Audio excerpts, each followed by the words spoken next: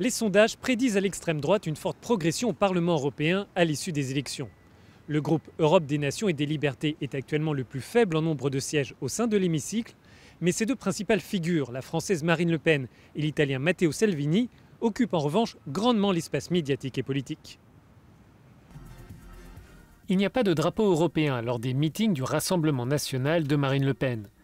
Si la responsable n'est plus la dirigeante du groupe Europe de la Liberté et des Nations au Parlement, son nom a permis à la petite formation de 36 eurodéputés de faire entendre la voix de l'extrême droite. À ceux aussi qui manifestent leur colère. Leur colère, leur volonté, leur choix ont un nom. Il s'appelle voter. Nous nous engageons à libérer les nations d'une union qui les étouffe, les dépossède de leur souveraineté et porte gravement atteinte à la démocratie.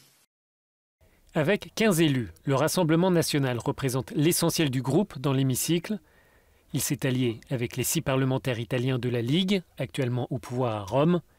4 députés néerlandais du Parti pour la liberté sont aussi membres de la formation, avec 4 représentants autrichiens.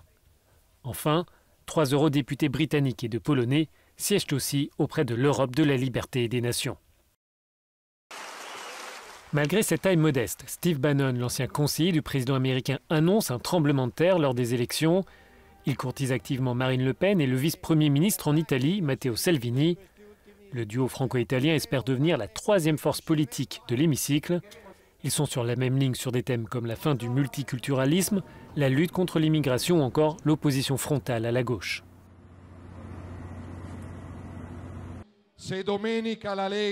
Si dimanche, la Ligue devient du premier parti en Italie, le premier parti européen, nous fermerons les frontières non seulement en Italie, mais aussi en Europe. Un point, c'est tout. Nous avons besoin de votre vote.